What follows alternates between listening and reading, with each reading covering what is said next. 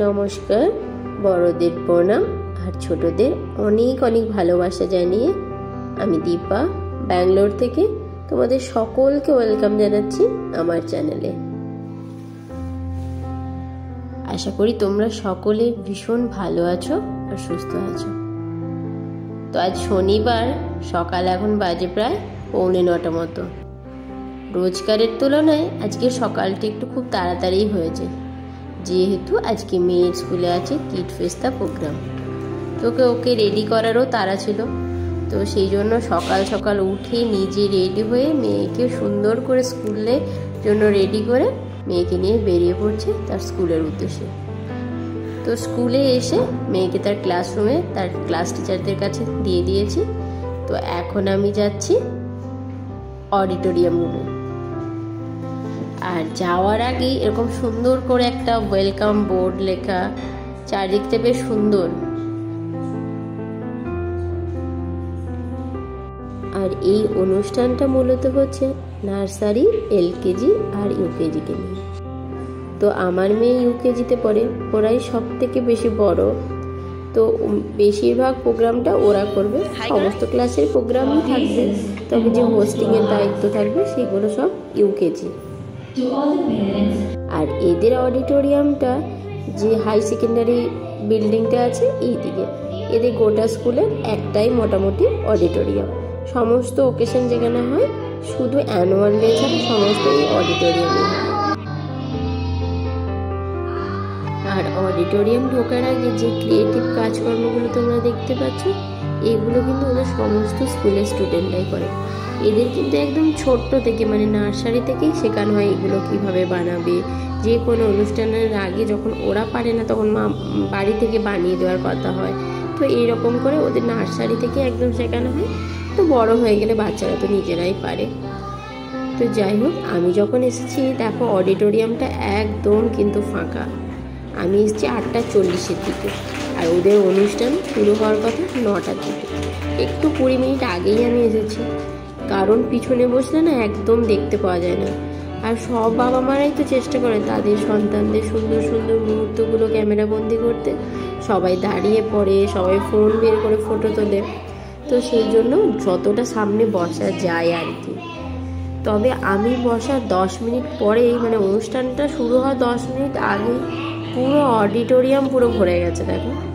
আর আমরা সবাই বন্ধুরা একসাথে বসেছি।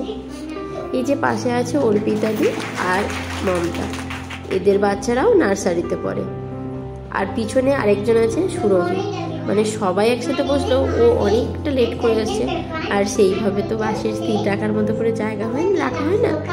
তো সেই জন্য ও একটুখানি পিছনে বসেছে।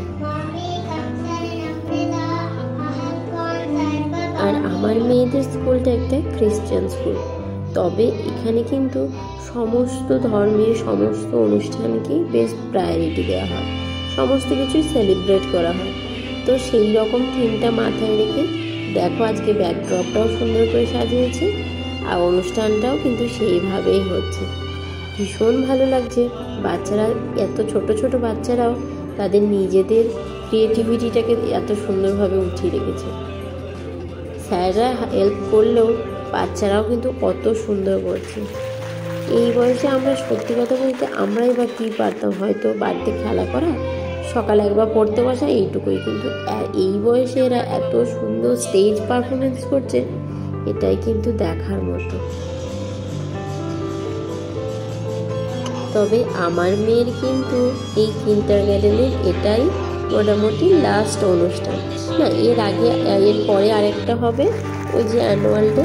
তবে মমতা আর অর্পিতাদের কিন্তু ওদের ছেলেদের লাইফে ফার্স্ট প্রোগ্রাম, ওরাও কিন্তু ভীষণ excited.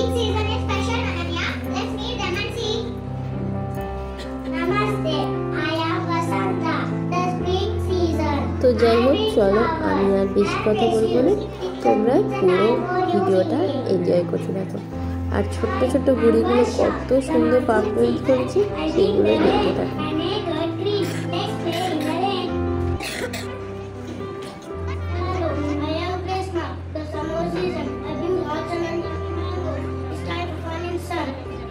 Namaste, I am Charan. The autumn season. I bring cool winds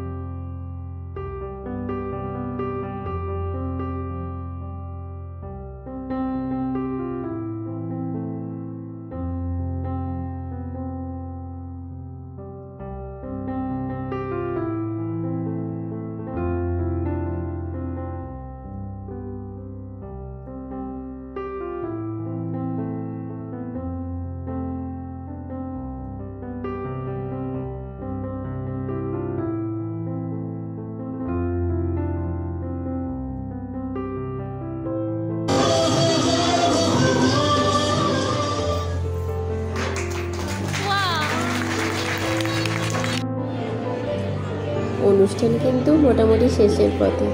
এই যে আমার মেয়েদের ডান্সের পর সুন্দর করে ফটো সেশন হচ্ছে, তারপরে ওদের ক্লাস টিচাররা সমস্ত স্টুডেন্টগুলো সুন্দর করে ফটো তুলে তারপর টিফিন হাতে দিয়ে এবার বাড়ি।